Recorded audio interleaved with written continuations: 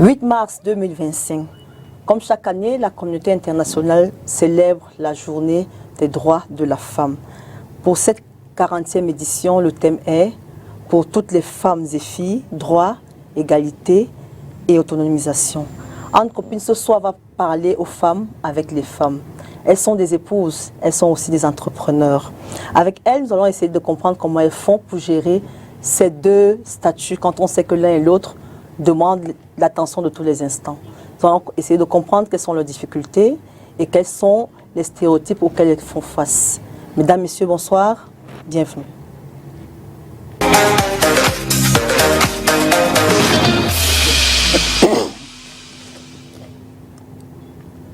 Femmes, épouses et entrepreneurs, c'est notre thème de ce soir. Pour en parler, 3 grandes dames ont accepté de nous faire une petite place dans leur agenda. De gauche à droite, nous avons Dr Anita Ngom Bidias. Bonsoir, madame. Bonsoir, Hermine. Alors, avant tout, je vais vous dire qu'on est entre copines. Je vais un peu bousculer le docteur. Je peux tutoyer de temps en temps, je peux vous voir de temps en temps. J'espère que ça ne vous offusque pas. Pour mon plus grand plaisir. Très bien.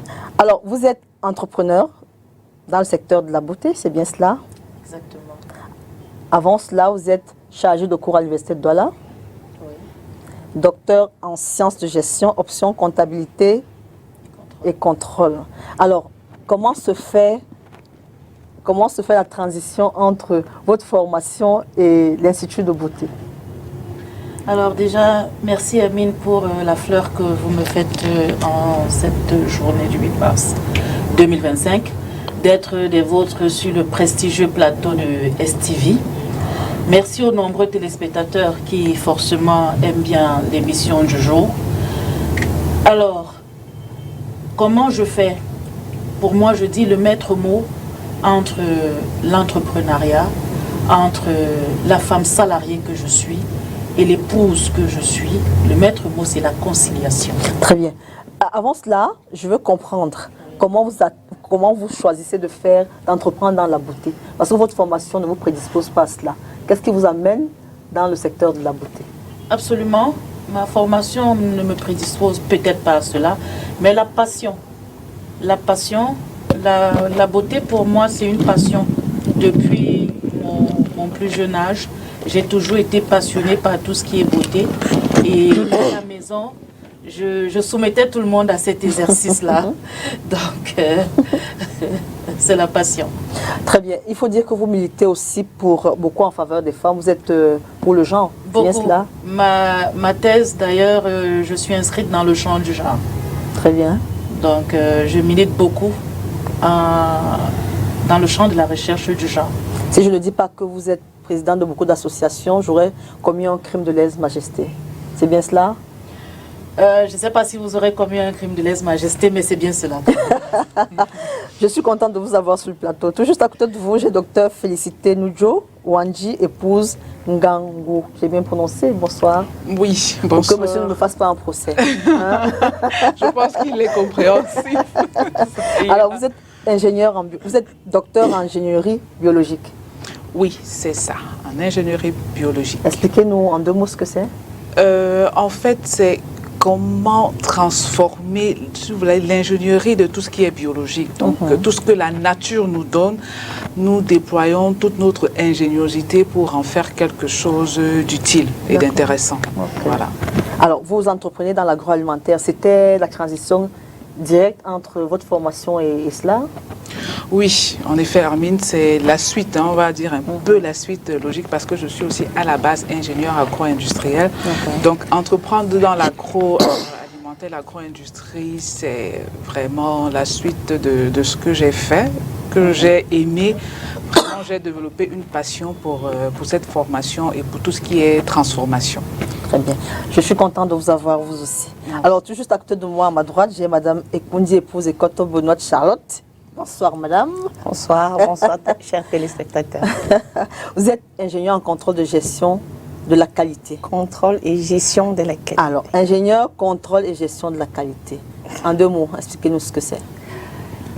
Ingénieur en contrôle et gestion de la qualité, c'est en fait de mettre en place les systèmes d'organisation, les systèmes qui permettent de satisfaire le client, les systèmes qui permettent de gérer tout ce qu'on a fait au moindre coût et avec très peu de ressources.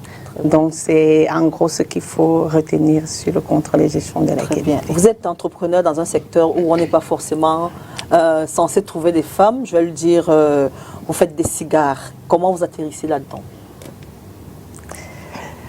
Ok. En 2 mots, je pense que j'ai été préparée déjà à ça. Oui.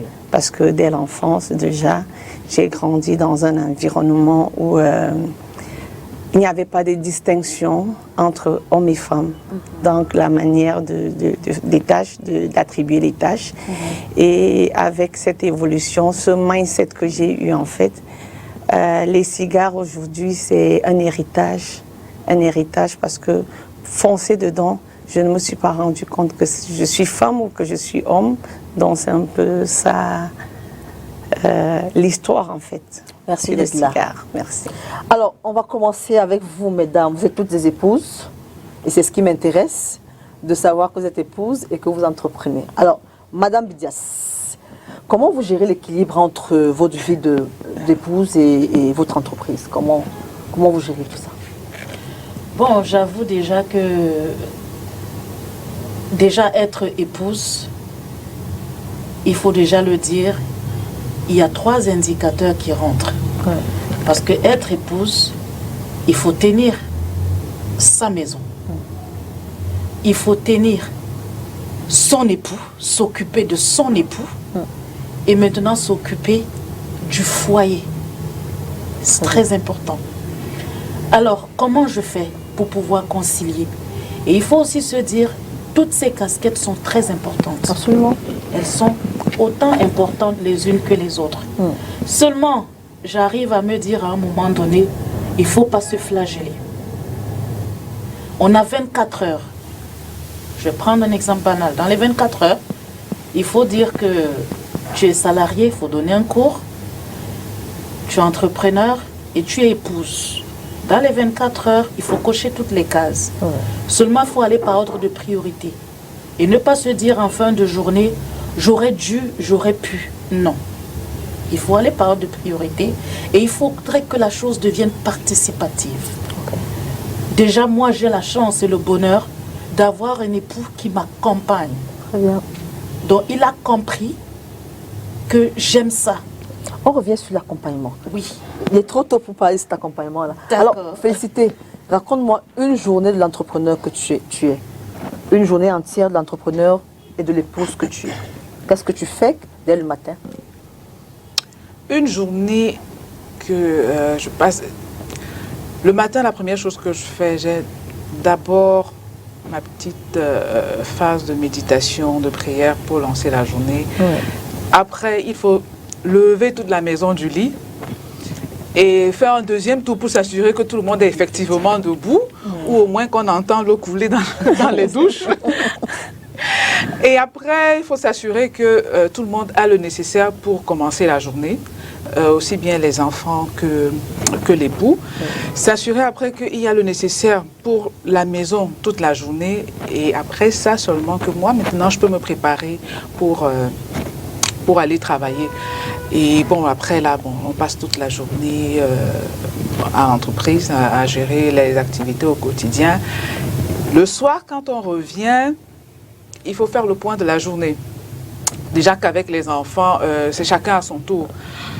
Ça peut être, on devient juge, parfois, ou on devient la confidente. Avocate aussi. Avocate aussi. On est juge et avocate. En fait, c'est un tribunal. Parfois, on a un tribunal où on a toutes les casquettes dans le tribunal. Parfois, c'est la confidence. Tel enfant qui veut raconter ce qui s'est passé à son école, ce qu'il a eu en classe. Bref, chacun passe à son tour. Et après, les enfants, c'est pareil pour l'époux. Il faut... Lui aussi qui veut bien partager un peu ce qu'il a eu dans la journée. Et après la prière du soir, un repos bien mérité, mais ça, c'est pas avant 22 heures. Alors, dans tout cela, j'ai vu qu'on priorise la famille, on fait d'abord ses devoirs de femme, d'épouse et de maman. Mais à quel moment vous intervenez? Pour être honnête, en général, c'est après tout le monde. Sincèrement, c'est après tout le monde. C'est difficile de me lever le matin. Et si on veut le moment auquel je me consacre, c'est le matin, ma petite prière. Mais après cela, c'est d'abord tous les autres. C'est quand on a fini avec eux que maintenant on peut penser, ok, moi je me prépare.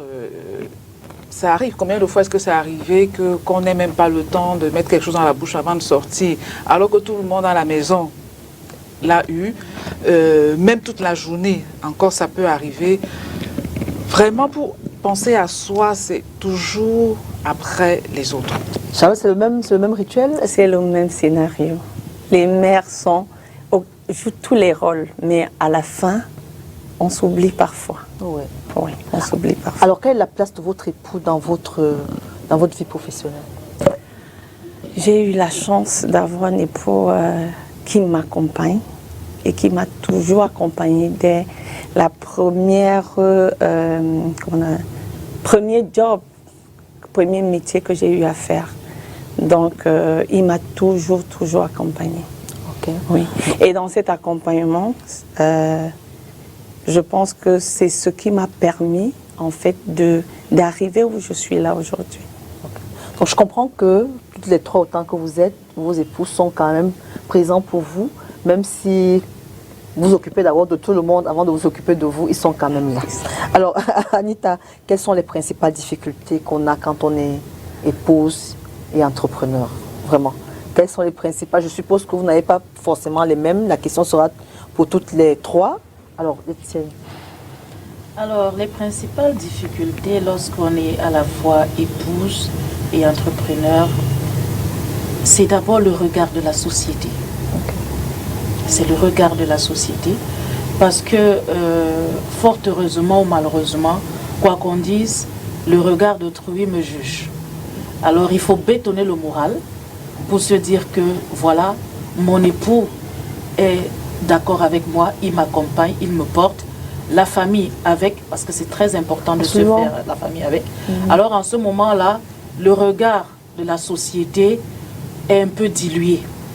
Mais je vous assure que les stéréotypes auxquels les femmes entrepreneurs, auxquels la femme entrepreneur que je suis, fait face tous les jours, c'est pas évident. On a le regard, on se dit toujours, non, la femme, elle, son rôle, c'est au niveau de la pote-pote. Elle, son rôle, même si elle a eu la chance d'avoir un diplôme, mais que son diplôme serve à bien dresser la table.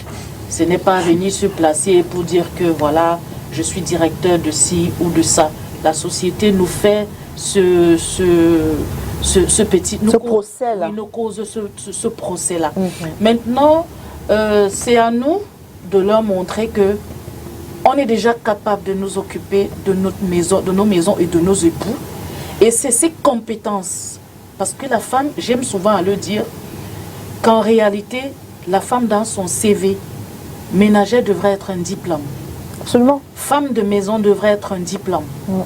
Parce que pour être une femme de maison, ça veut dire qu'il faut bien tenir sa maison, il faut toujours avoir une posture propre et respectable. C'est un diplôme à temps plein. Donc, elle est multitâche, la femme. C'est cette multiplicité des tâches qui fait que ça lui confère maintenant la ressource nécessaire, parce que toutes ces multiplicités de tâches font d'elle des compétences. Alors, ces compétences, à un moment donné, devraient être valorisées. Et je vais même plus loin pour dire aux gens qu'en réalité, si la femme n'entreprend pas, ça va être difficile de la contenir, parce que la femme a un trop plein d'énergie. Elle a beaucoup à donner à la société. Et la société gagnerait à l'accompagner véritablement dans ce sens-là.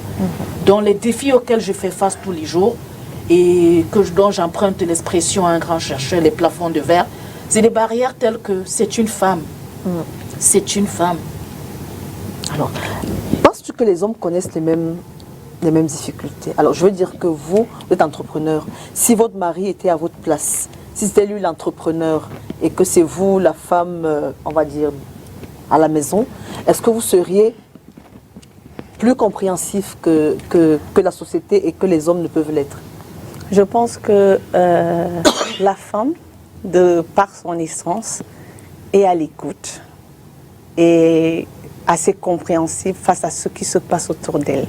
Donc je pense que nous les femmes, on a même déjà ça en nous, en fait. Mais maintenant, dire que quand on met les hommes à la place des femmes, je reviens un peu sur ce que le docteur Bidjas vient de dire. Les femmes en général, moi je dis plutôt que les femmes sont des chefs d'entreprise et des entrepreneurs. Les femmes au foyer déjà. Donc parce que, étant femme au foyer, quand tu gères, tu fais des budgets, des planifications, tu gères les ressources humaines, tu gères tout ça. Et en plus de ça, nous devons gérer également cet entrepreneuriat. Donc je ne pense pas que l'homme, dans son essence, puisse réellement même, comment je peux dire ça, puisse réellement réaliser ce que la femme réalise aujourd'hui.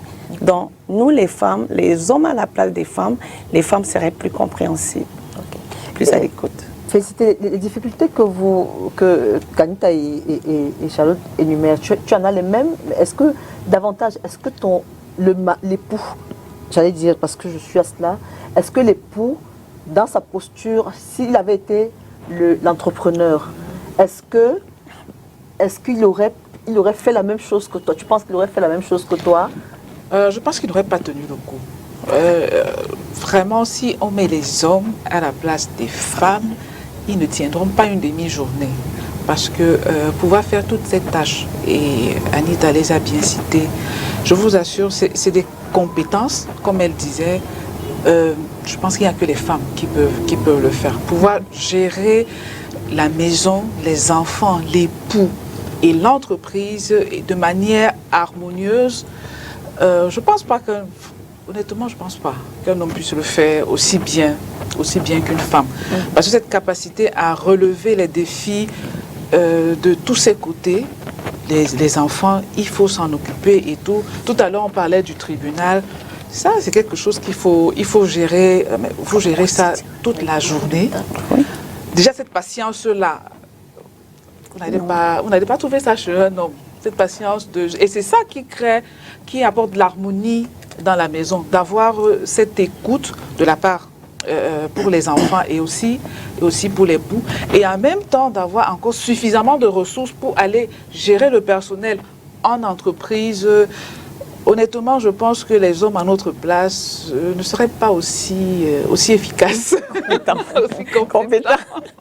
Je veux quand même vous demander, est-ce que vos hommes sont exigeants dans la façon, vous occupez d'eux? Est-ce qu'ils comprennent que vous avez autre chose à faire? Ils ne sont peut-être pas exigeants, mais ils ont leurs besoins. Hein? J'ajoute une autre question. Est-ce qu'ils ont le droit d'être exigeants? Ils ont le droit d'être exigeants. Pourquoi? Parce que n'oublions pas que tout ce que nous faisons, il y a des sens. On ne peut pas mettre de côté le côté culturel. Vous allez me permettre de faire un clin d'œil à ce que j'ai l'habitude de faire, parler du genre, dans la construction sociale et dans la construction biologique. Pour les gens, la société a calqué les femmes. Elle a également calqué les hommes. Exactement. Ils sont nés dans ce calque-là.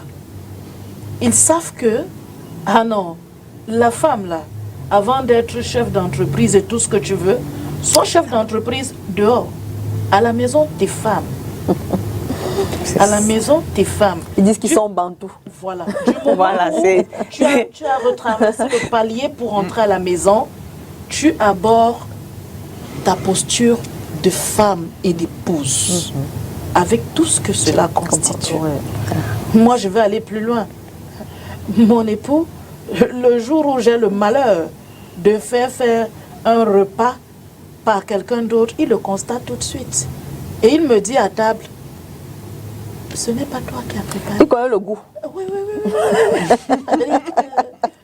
Tu comprends que c'est une façon subtile de me dire que madame, au-delà de tout. C'est clair. Ça commence d'abord ici. Voilà. Fais d'abord mes choses avant de faire tes choses. Voilà.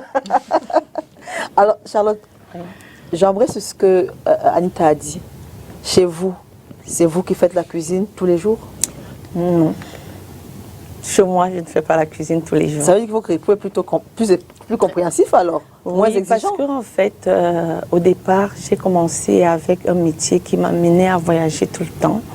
Le fait d'avoir accepté ça, je pense qu'il a accepté toutes les conséquences de cet accord-là qu'il m'a donné.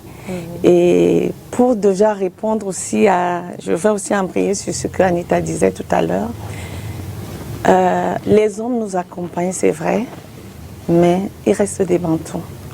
Il reste des bantous, pourquoi? Parce que il y a toujours quelque part une partie qui est réservée à la femme. Même si tu mets 10 ans dehors, quand tu reviens, tu vas revenir trouver cette tâche qui t'attend parce que de manière culturelle, c'est ton devoir. C'est ton devoir. Donc, c'est un accompagnement, c'est vrai, mais c'est un peu... Qui est limité. Voilà. Il ne faut pas exagérer. C'est limité. C'est limité. Mais comme je dis, j'ai eu la chance d'avoir un époux qui... Mais même comme il accepte de manger, il faut qu'il y ait une raison. Je ne peux pas être là, je ne fais pas la cuisine. Il faut qu'il y ait une raison et qu'il voit que réellement tient le... Voilà. Donc c'est un peu ça. Mais le challenge, parce que ça me fait parler des délégations.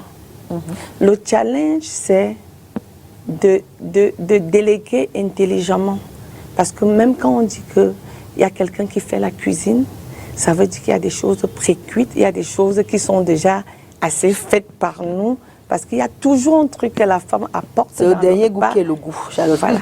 C'est le dernier goût qui est le goût, même si on a préparé avant. C'est pour ça que monsieur Bidja se reconnaît. Oui, mais c'est clair qu'il sa femme. Mais c'est vrai qu'il reconnaît. Parce qu'il y a le dernier dosage là que voilà. Elle sait faire. Elle sait faire. Hein? La petite chose qui change. Alors, mesdames, nous allons marquer une pause. Nous avons invité d'autres personnes au débat. Nous leur avons demandé si le mariage est un frein pour une femme. Enfin, si le mariage constitue un frein pour la femme qui va entreprendre. Nous les écoutons et nous nous retrouvons juste derrière.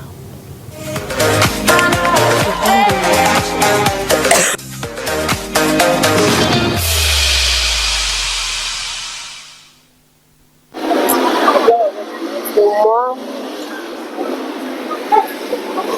non, c'est pas un frein. Mais ça aussi, ça dépend du corps de toi. Parce que actuellement, certains hommes, il y a des hommes qui n'aiment pas quand leur femme travaille. Mais dans mon cas particulièrement, c'est pas un frein. Parce que la femme qui travaille, la femme qui se bat, donne sa contribution dans son foyer. Et ça contribue au développement de la famille, le profit qu'elle apporte. Bien sûr, il ne faudrait pas aussi, parce que ça devient problématique pour la femme qui gagne parfois plus que son mari, ou la femme qui ne gagne même pas parfois plus que son mari, mais devient hautaine, orgueilleuse et tout et tout. Donc nous les femmes, bien que nous gagnions, on doit quand même savoir la place de l'homme dans la famille. C'est tout. À mon avis, non. Une femme entrepreneur, ce n'est pas un frein pour un mariage. Il suffit de faire la part des choses, il suffit d'apporter une bonne organisation, faire la différence entre la vie sentimentale et la vie entrepreneuriale. Je pense que le tout réside dans la bonne organisation. Pour ma part, je ne pense pas que le mariage puisse être un frein pour une femme qui voudrait entreprendre. Pour une femme qui voudrait être indépendante, si je peux le dire ainsi, il faudrait juste savoir faire la part des choses. Donc, une meilleure organisation, donner du temps, donner suffisamment de temps à votre mari et qui ne devrait pas donner du temps à votre mari également, donner aussi le temps à votre business. d'une manière générale, c'est juste s'organiser et dialoguer également. Et il ne faudrait juste pas que votre partenaire soit ce genre d'homme qui pense que si la femme est indépendante, ça veut dire que elle n'est plus dans le mariage. Bon, il faudrait qu'il soit un homme moderne et qu'il sache que les femmes de l'heure voudraient être indépendantes.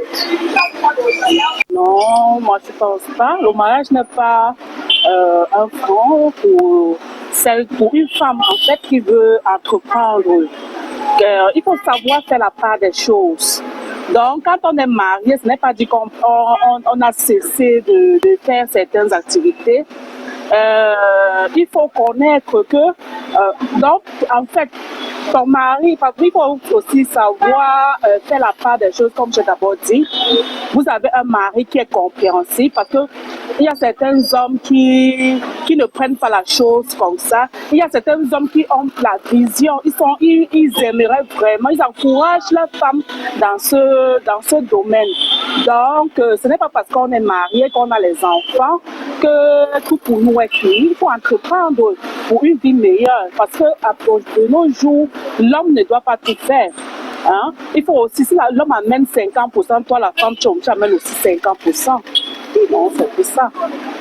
Bon, pour moi, quand une femme est entrepreneur, le mariage n'est pas un frein parce que si elle s'entend bien avec son mari, pourrait l'aider à être bien entrepreneur. Parce que le mariage, ça ne doit pas être un frein. Le mariage, c'est une histoire de deux personnes dont le mari doit aider sa femme pour le bon épanouissement de celle-ci. Entrepreneur. Je ne pense pas que le mariage puisse être un frein pour une femme qui veut être entreprenante parce que dans un foyer déjà, de nos jours avec la mondialisation, chacun doit apporter sa quote-part. Donc l'homme ne devrait être qu'heureux d'avoir une femme entreprenante dans la maison.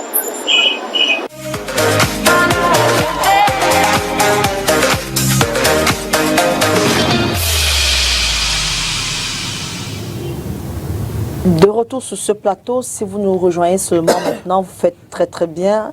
Vous regardez Entre copines et nous sommes le 8 mars. Avec Madame Bidias, Madame Ekoto et Madame Gangou, nous parlons de la femme, de l'épouse et de l'entrepreneur. Mesdames, vous avez écouté les intervenants tout à l'heure. Il y a beaucoup de faire la part des choses qui est ressorti. Alors, Madame Bidias, pour vous faire la part des choses, qu'est-ce que c'est? Qu'est-ce que ça implique? Alors, pour moi, faire la part des choses, qu'est-ce que ça implique? Ça va toujours me renvoyer dans le patriarcat et le matriarcal. Parce que notre société fait le distinguo entre la société patriarcale et matriarcale. Où chez nous, ici au Cameroun, il n'y a pas d'espèce. L'homme est celui qui est le maître de la maison, il est le patron. Il est celui qui a le dernier mot. Il est celui qui dicte ton écrit, entre guillemets. Alors, faire la part des choses serait quoi? Au-delà d'entreprendre, au-delà d'exprimer, d'avoir le hockey de M. Bidias, d'exprimer ma passion devrait être raisonnée et raisonnable. Je vais prendre un cas pratique. Je fais dans les métiers de la beauté. Je ne vais pas me retrouver à faire des massages tantriques aux clients de sexe masculin. On ne pardonnera pas. Okay. Donc là, en ce moment, je suis obligée de faire la part des choses. Sauf que je tenais quand même à dire dans cette part de choses, quand je reviens maintenant dans le cadre époux et épouse, et je l'ai dit d'entendre quand je parlais de collaboration et de partenariat, au-delà du fait que je sois une femme et que j'ai peut-être pas des obligations, parce que lorsqu'on dit obligation, ça martyrise un peu. Ça martyrise un peu, ça stresse. Les devoirs, c'est peut-être mieux? Oui, peut-être les devoirs, ou bien ce qui demeure constant. J'ai une maison, mon époux sort le matin, il doit rentrer, trouver la maison propre. Mais ce que je voudrais dire, c'est que je peux préparer du lundi au vendredi, au samedi. Il n'est pas exclu que le dimanche, le chéri me fasse, même si c'est une omelette à la bonne franquette, et qu'il vienne me servir. Il aura l'impression, la société dans laquelle on est aujourd'hui, on dira que, oh, voilà, il est l'homme à tout fait, il est le toutou de son épouse. Mais sauf que cette action le grandit plutôt. Parce que ça vient pimenter encore le couple, ça harmonise encore. Imaginez-moi aller voir un matin avec un caleçon à la Spider-Man et qui vient me servir. Vous comprenez? J'ai réussi. Vous comprenez que ça apporte quand même quelque chose. Mais quand on dit la part de choses, ça veut dire au-delà de la femme entrepreneur que je suis, au-delà de toutes les casquettes que vous avez énumérées, lorsque j'entre dans le domicile de M. Bidias, je suis l'épouse de M. Bidias. Donc, je dois vraiment me dépouiller de toutes ces casquettes. Ça peut être une activité à la maison de venir lui dire, tu vois, aujourd'hui à l'Institut c'était comme ça, tu vois, au campus aujourd'hui c'était comme ça. Lui aussi va me dire que voilà, c'était comme ça et tout. Mais au-delà de ça, je dois lui servir son repas. Je dois me rassurer que son bain est bien pris. Pourquoi pas accompagné d'un joli petit massage? Parce que lorsque c'est fait, forcément, je serai aussi récompensée. Ça tombe bien, c'est ton bien. Alors, Félicité, dis-moi, est-ce que tu penses que le mariage est un frein pour une femme qui veut entreprendre? Ben, je ne dirais pas un frein, parce que ce serait un peu limitant, mais plutôt un challenge supplémentaire. Parce que le mariage a ses contraintes qu'il faut pouvoir gérer. L'entrepreneuriat a également ses contraintes. Et parfois, ça arrive parfois qu'il y ait, à un moment donné, il va falloir choisir. Et parfois, on est obligé de céder un peu sur son activité entrepreneuriale pour mettre davantage en avant le mariage, on va dire la vie de famille. Et ça, c'est des défis, moi je trouve que c'est des défis supplémentaires pour les femmes. C'est pour ça que je disais tout à l'heure que les hommes à notre place ne réussiraient pas, parce qu'il faut développer une ingéniosité. La femme vraiment développe une ingéniosité vraiment pas possible pour que tout cela se passe en harmonie. Qu'il ne faudrait pas que le mariage, parce qu'on veut que cela se passe bien, qu'on donne tout notre amour, mais il ne faudrait pas que l'activité entrepreneuriale qu'on a de l'autre côté, qu'elle meure, parce qu'on met vraiment tout son cœur également dans notre foyer. Il faut trouver l'équilibre, il faut savoir comment danser avec tout ça. Ce n'est pas un frein, mais c'est un défi, c'est un challenge supplémentaire. Et là, je voudrais dire que pour moi particulièrement, c'est avec beaucoup de plaisir que je le fais. Je suis généralement très contente quand j'arrive à jongler avec tout ça. Parfois, après, je me dis que mince, je suis quand même pas mal. Je suis quand même forte. J'ai réussi à faire telle course et à gérer les commandes, les livraisons ou gérer tel employé. Et je pense aussi que si nous sommes dans cette situation, je pense que Dieu nous a donné les capacités de le faire. Les femmes ont ces capacités. Il faut seulement qu'elles aillent chercher cela et ne pas se dire que non, machin, et ne pas croire qu'il y a une contradiction ou c'est antagonisme, mariage ou entrepreneuriat. Non, les deux peuvent aller ensemble. On a les capacités, on a vraiment toutes les possibilités de pouvoir développer des astuces pour pouvoir gérer cela de manière harmonieuse, parce que notre bonheur quand même c'est à la maison, hein, quoi qu'on dise. Vous allez aller dehors travailler, chercher les marchés et tout, mais quand vous rentrez et que vous avez une maison dans laquelle il y a de la paix, de l'harmonie, parfois c'est dur dehors, mais vous rentrez dans cette ambiance de paix que vous-même, hein, vous avez instauré et que vous cultivez. Vraiment, ça vous apaise, ça vous donne même davantage d'énergie pour aller encore attaquer, parce que le dehors est dur. Et il est encore plus dur pour les femmes. Parce que sur 24 heures, la femme a moins de temps à consacrer à son business, quoi qu'on dise. Parce qu'il faut déjà dégager le temps pour les enfants et pour l'époux. Sur les 24 heures, le temps qui lui reste, elle en a moins que l'homme. Donc, si elle ne s'arrange pas sur le temps qui lui reste à faire un maximum, ça va être difficile. Donc, vraiment, la stabilité à la maison, dans le mariage, dans la famille, le couple, c'est très important. Ça donne davantage de force et d'énergie pour aller attaquer le dehors, quoi. Très bien. Alors, Charlotte, quels sont les stéréotypes auxquels tu fais face? Toi, tu as un secteur un peu, j'allais dire masculin, je ne sais pas pourquoi j'ai envie de dire ça, mais je le dis quand même. Tu as ce secteur-là, et au-delà même de ce secteur, en tant que chef d'entreprise, en tant qu'entrepreneur, quels sont les stéréotypes auxquels tu fais face? Déjà, parlant des stéréotypes, pour des femmes entrepreneurs de manière générale, c'est déjà assez culturel. C'est d'abord assez culturel de se dire qu'une femme vraiment se retrouve en train de mettre une vision en marche, parce que c'est ça l'entrepreneuriat. De mettre cette vision en marche, ce n'est pas des choses qu'on accepte beaucoup dans nos sociétés. Maintenant, la question de savoir comment je fais, la petite histoire, c'est que de par mon éducation, comme je l'ai dit tout à l'heure, j'ai grandi dans un environnement où il n'y avait pas ce distinguo de femmes, hommes. Et ce qui m'a poussée déjà à entrer dans un métier, parce que j'ai fait dans du commissariat d'Avarie, c'est un métier qui est historiquement, c'est un métier d'homme, et où je me suis retrouvée à la tête. Donc cette éducation m'a permis de foncer dans ce métier sans penser aux stéréotypes, mais ça m'a rattrapée pendant mon parcours professionnel déjà, parce que à ce moment-là, j'ai eu des hommes, parce que de manière concrète, des exemples concrets, j'ai eu des collaborateurs qui sont partis jusqu'à dans des serveurs, voir si je recevais des messages, des recommandations, des projets que je venais exposer. Parce que pour eux, une femme ne peut pas avoir cette compétence. Et je vais plus loin dans le métier que j'ai aujourd'hui, que je fais. C'est vraiment non seulement un produit pour les hommes au départ, et c'est un métier pour les hommes.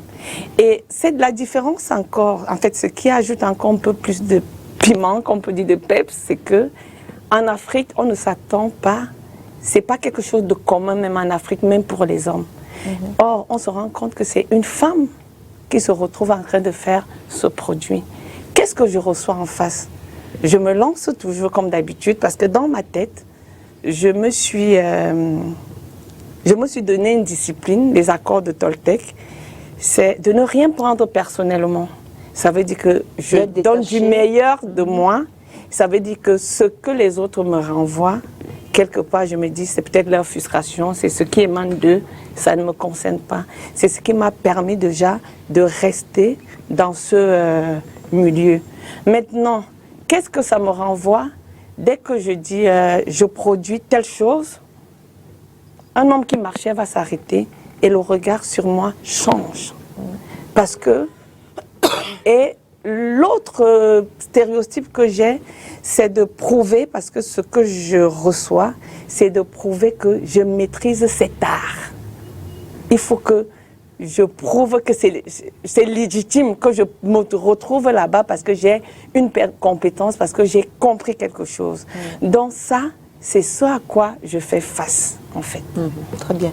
Alors, vous l'avez très bien dit, c'est un produit que les hommes consomment le plus. Ouais. Je suppose que dans vos partenariats, vous avez affaire aux hommes.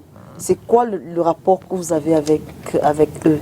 Est-ce qu'ils respectent le fait que vous êtes une femme qui peut faire ça et que vous êtes une épouse? Est-ce qu'il n'y a pas des glissements de... On sait les hommes, ça part rapidement. Comment ça se passe, vos rapports? Généralement, de prime abord, c'est le premier contact, en fait, c'est non, tu commercialises, tu ne produis pas. Okay. Donc, c'est la première chose. Tu commercialises, c'est produit ici, est-ce que c'est produit au Cameroun? Donc, ça, c'est la première chose. Bon, la deuxième chose que je voudrais dire, c'est que l'entrepreneuriat féminin a une âme, en fait. Et le fait de faire ce produit dans un monde d'hommes consommé par les hommes, c'est cette touche féminine que je peux apporter. Cette innovation, parce que dans ce secteur, c'est un secteur qui a des codes, qui semblent figés. Mais le fait d'être une femme, les relations, cette connexion-là, le dialogue encore un peu plus, comment je peux dire, plus fluide, plus light, parce que les mots que nous utilisons, cette sensation, notre émotion, cette vision que nous mettons en avant, en fait, c'est ça qui permet que les relations soient bonnes, mais en apportant toujours cette petite touche de dire, je maîtrise ce que je fais. Alors, ce que je comprends, c'est qu'une femme doit être doublement compétente. J'allais dire fois, j'enlève doublement, on va multiplier par 10. Compétente, sinon les stéréotypes sont encore plus nombreux. Ils sont déjà nombreux de façon générale. Si vous ne prouvez pas, vous avez besoin de prouver tous les jours. Tout à fait. Quand c'est une femme, et c'est ce que Charlotte disait, il faut prouver. Avec un homme, on a l'a priori qu'il connaît, qu'il sait faire forcément. Mais quand c'est une femme, il faut aller briser les barrières que votre interlocuteur a dans son esprit pour démontrer d'abord que oui, vous savez de quoi vous parlez et que il peut vous écouter comme si c'était un homme. Quand on parle, je veux dire, là on reste un peu dans le cadre purement professionnel. Donc effectivement, les femmes doivent être vraiment 10 fois, comme tu l'as dit, 10 fois plus compétentes. Mais j'insiste aussi sur le fait que les femmes ont ces compétences-là. Elles les ont. Il faut juste qu'elles sachent comment révéler toutes ces compétences qu'elles ont. Et comme je le disais tout à l'heure, il n'y a pas d'antagonisme avec toutes ces tâches, toutes ces compétences. Nous devons, à chaque fois, quand on cherche le bien dans ce qu'on fait, on arrive toujours à trouver comment, l'astuce qu'il faut, comment faire pour harmoniser tout cela, comment mettre en avant toutes ces compétences-là. Et comme je disais encore tout à l'heure, pour moi, c'est un plaisir. Je me dis, mais toutes ces compétences-là, ils n'ont pas ces compétences-là. Nous les avons. Donc, mettons ces compétences en avant pour le bien de notre famille et également pour le bien de nos entreprises. Parce que je pense que c'est quelque chose qui ne vient pas de moi. Quand on dit quand c'est les femmes qui gèrent une entreprise, c'est toujours différent et parfois on préfère que ce soit une femme qui gère. Rigueur, plus de sincérité. Je vais insister sur la question. On dit que la femme gère avec les émotions. Généralement, on dit que les femmes gèrent avec les émotions, que ça dépend de comment son mari l'a traitée à la maison. On connaît, il y a l'humeur. Quand elle vient, si elle est habillée comme ça, quels sont les rapports avec tes collaborateurs? Masculin d'abord. Est-ce que c'est madame, je veux dire, dans toute son entièreté, est-ce que c'est toujours un peu la femme la dérange? Oh, il y a déjà quelque chose qu'il faut dire. Peut-être les gens vont dire que les femmes gèrent avec les émotions. Je le leur concède. Je dirais toujours, je range toujours ça dans les stéréotypes. Ouais, parce que ça reste toujours des a priori. Parce que par contre, il y a des grands chercheurs qui l'ont démontré, et moi encore plus à suffire. Lorsqu'on donne à une dame l'opportunité, c'est elle qui est plus rigoureuse, c'est elle qui est plus sincère, c'est elle qui fait tout pour que elle puisse bonifier ce que vous lui avez donné. Moi, le rapport avec mes collaborateurs, mes collègues, peut-être ils se le disent dans leur esprit, mais déjà, j'aime beaucoup ce que je fais. Et quand je le fais, c'est avec beaucoup d'amour, avec mes tripes. Donc, il faut vraiment aller chercher très loin pour venir me dire en face que c'est une femme. Et vraiment, parce que même les résultats te mettent d'accord. Tu es obligé de reconnaître en moi une certaine compétence qui me hisse à ce niveau. Très bien. Je suis obligé de comprendre que ce n'est pas un fait du hasard. C'est pourquoi j'insiste et je mets toujours de l'eau dans le moulin de Félicité lorsqu'elle le dit. La femme de nature est compétente. Et je l'ai dit tout à l'heure de façon plus basique en disant elle est multitâche. La femme, c'est l'être le plus exceptionnel. Ce n'est pas parce que je suis une femme, vous allez m'excuser, mais ce n'est pas parce que je suis une femme. C'est l'être le plus exceptionnel parce que, avec la femme, elle est capable, en 1 heure, d'organiser 3, 4, 5 événements, de les suivre, de les contrôler et d'avoir des résultats époustouflants. C'est avec la femme qu'on a vraiment pu véritablement voir la notion de délégation, de décentralisation qui rentre dans l'organisation. Donc moi, avec mes collègues, l'homme en est divers, mais bon, de ce que moi je vois, j'ai pas véritablement ce genre de problème. Très bien. Alors, mesdames, on est à l'autonomisation et c'est de ça qu'on parle là. Est-ce qu'une femme trop autonome n'est pas aussi un danger pour le mari? On se connaît, on ne va pas faire genre, on est entre femmes. On connaît les femmes quand elle sait que elle peut se payer son billet d'avion pour partir. Est-ce qu'une femme trop autonome n'est pas aussi un peu... Bon, c'est la question que je pose, hein, n'est pas aussi un... J'avais pas dit danger, c'est bien trop dire. Est-ce que ce n'est pas un peu compliqué pour monsieur? Félicité. Non, compliqué, ça c'est si lui-même il est compliqué. Parce que... non, parce que il faut comprendre. L'autonomisation de la femme entraîne certaines choses. Et quoi qu'on dise, que ce soit une femme ou pas une femme, déjà que quand on affiche une certaine attitude, on met tout ça sur le compte de parce qu'elle a de l'argent, parce que comme si elle était la seule personne, comme si c'était une attitude uniquement, qu'on voit uniquement chez les femmes qui ont de l'argent. Quand c'est une autre qui n'a pas l'argent, qui affiche la même attitude, on va lui trouver une autre excuse.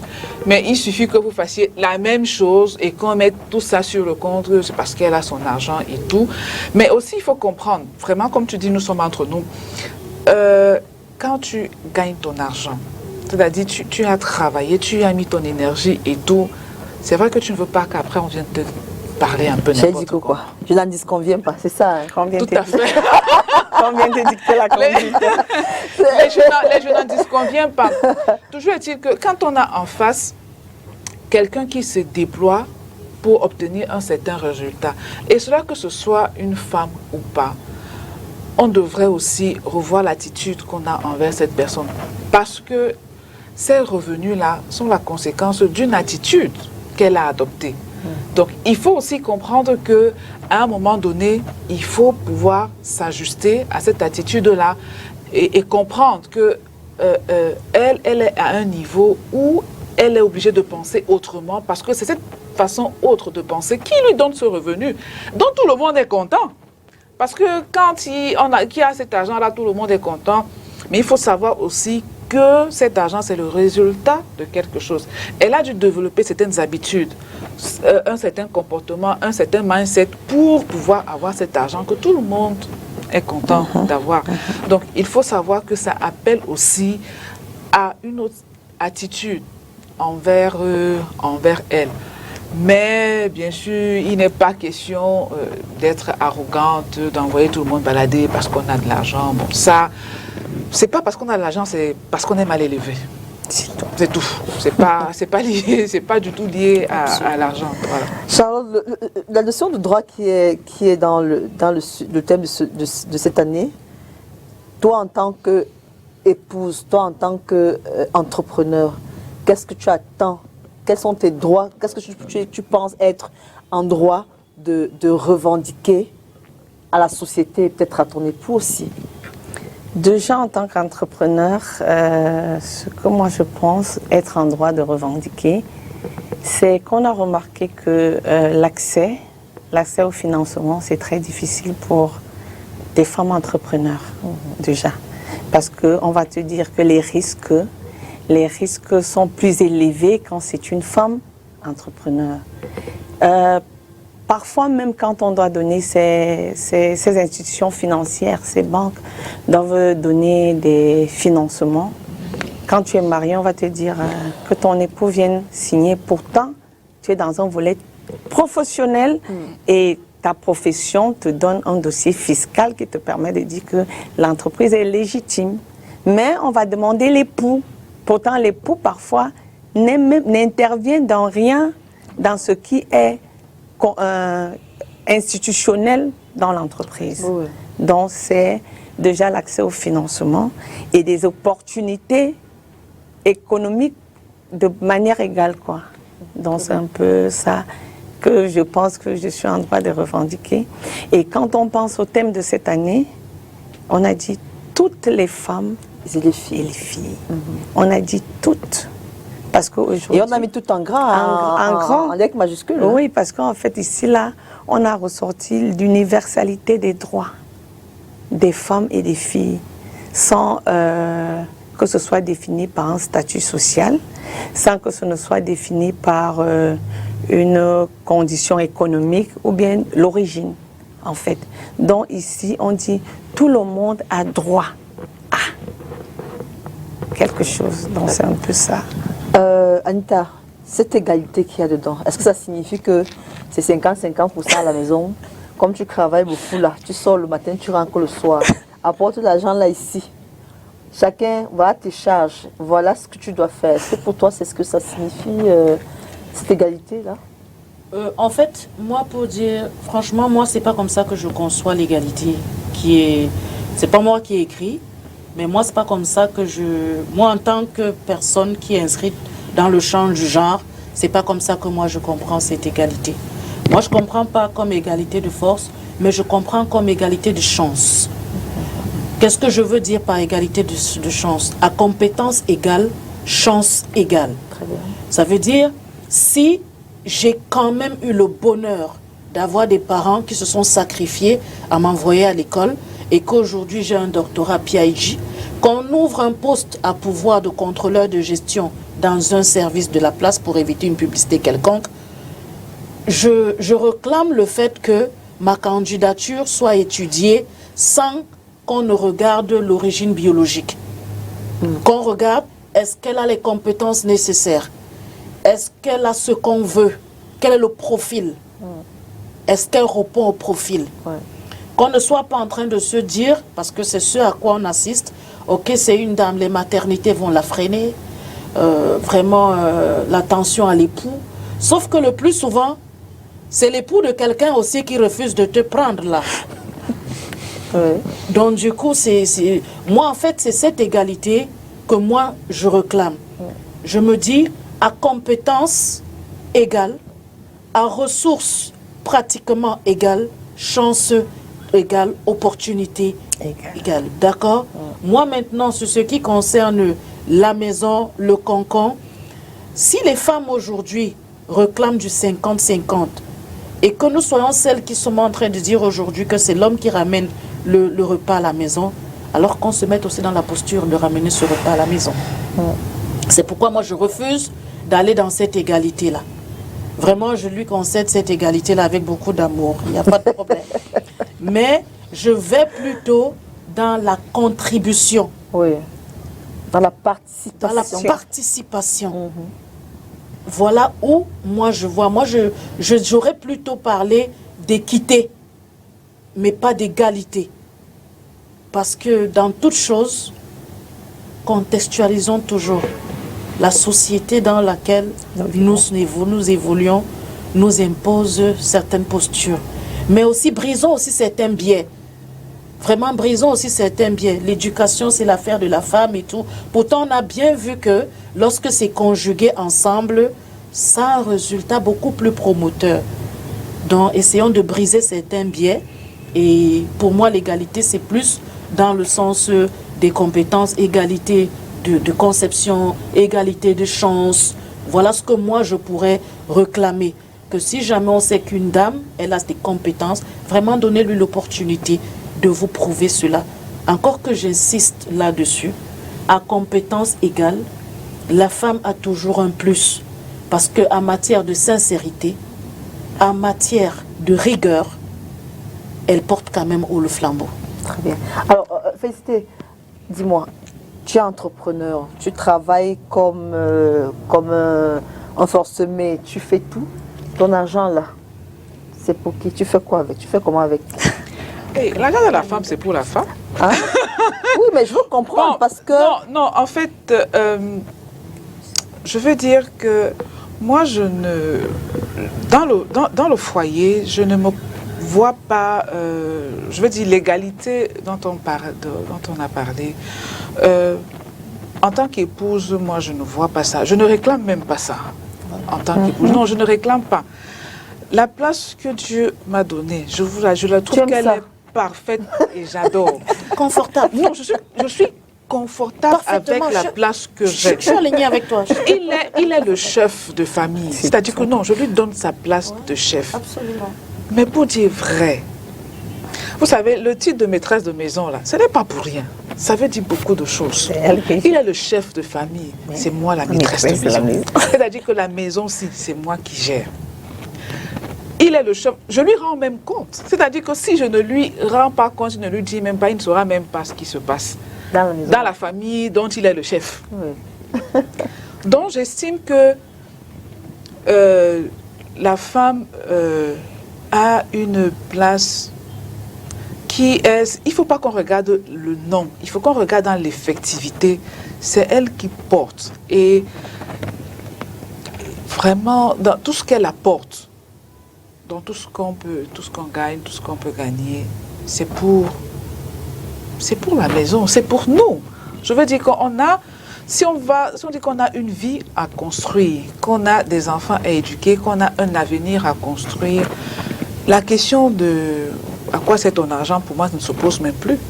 Si on a des projets communs, la question ne se pose plus. Tout ce qu'on gagne, on met pour... Dans le compte de la maison, de la famille, c'est bien cela? Bien sûr. Bon, maintenant, c'est pas une affaire au franc près, quand même. Moi, je dirais même que quelquefois, tu te retrouves à dépenser plus parce que la femme, elle est amour. Hein. Elle ne compte pas. Elle compte pas. Elle compte pas. Mesdames, merci. J'ai pris beaucoup de plaisir à discuter avec vous. Je n'ai pas vu le temps passer. Mais j'aimerais que chacune de vous s'adresse aux femmes. C'est le 8 mars. Il y a beaucoup de femmes qui sont encore en arrière, ils ne savent pas ce qu'elles peuvent faire. Beaucoup de violences conjugales sont dues au fait que les femmes ne sont pas autonomes. Je vais partir où, je vais faire comment. Je voudrais, Charlotte, que tu regardes quand même la caméra qui est là et que tu dises 2 mots à une femme qui est à la maison, qui ne sait pas ce qu'elle peut faire. Ou ce qu'elle peut faire. Ok, ce que je vais dire aux femmes et aux filles, voilà, parce qu'il faut le dire ainsi, c'est qu'il ne faut pas rester dans les stéréotypes. Se dire, je ne peux pas, ça c'est réservé pour l'homme. Soit je ne peux pas, je n'ai pas la compétence. Tant qu'on n'a pas essayé, on ne peut pas savoir. Donc, je demande à tout le monde, à toutes ces femmes, de passer à l'action. On commence toujours par quelque chose qui est petit pour aller loin. Donc, les femmes, osez, ne restez pas derrière. Très bien, félicité. Oui, je reviens toujours sur les compétences multitâches que la femme a pour dire aux femmes et aux filles qu'elles ont un potentiel énorme, qu'elles doivent exploiter et qu'elles doivent faire mentir tous ces stéréotypes. Parce qu'on est marié ou parce qu'on est entrepreneur, on ne peut pas faire ci, on a tel. Il faut venir vraiment démontrer le contraire de cela. Et elles ont les capacités, elles ont les compétences pour le faire. C'est juste la volonté, essayer, oser, montrer à tout le monde qu'on peut être une femme, une fille, entrepreneur et respectueuse de notre société et faire grandir notre famille en harmonie. Donc, vraiment, ayez juste le courage de vous lancer et vous ne le regretterez pas. La famille non plus, surtout pas vos époux. Très bien. Anita. Alors, moi, pour mon mot de fin, j'ai préparé une ode. J'ai dit forte. Nous le sommes dans toutes nos actions, dans le cadre de la réalisation de nos projets, et même lorsque nous pensons être vulnérables. Empathique, assurément, avec notre capacité à nous mettre à la place des autres, d'avoir une écoute active à l'endroit de tout ce qui nous entoure. Méticuleuse, car nous faisons preuve de rigueur dans l'accompagnement de toute tâche qui nous est confiée, toujours avec une attention particulière, avec moindre détail. Merveilleuse, car nous sommes bien loin d'être ordinaires. Merci à vous toutes les femmes et filles que j'ai eu la chance de rencontrer ou de côtoyer à côté, et à toutes celles que je n'ai pas encore eu la chance de rencontrer, sachez que vous êtes toutes inspirantes. Merci à vous, hommes, autant que vous êtes amis, collègues, frères, époux, de nous reconnaître et de nous célébrer. Bonne journée internationale des droits de la femme à nous toutes femmes inspirantes et remarquables. Merci. Que dire? Madame, vous avez conclu. Retrouvons-nous la semaine prochaine pour un autre sujet. S'il plaît à Dieu. Bonne fête à toutes les femmes. Au revoir.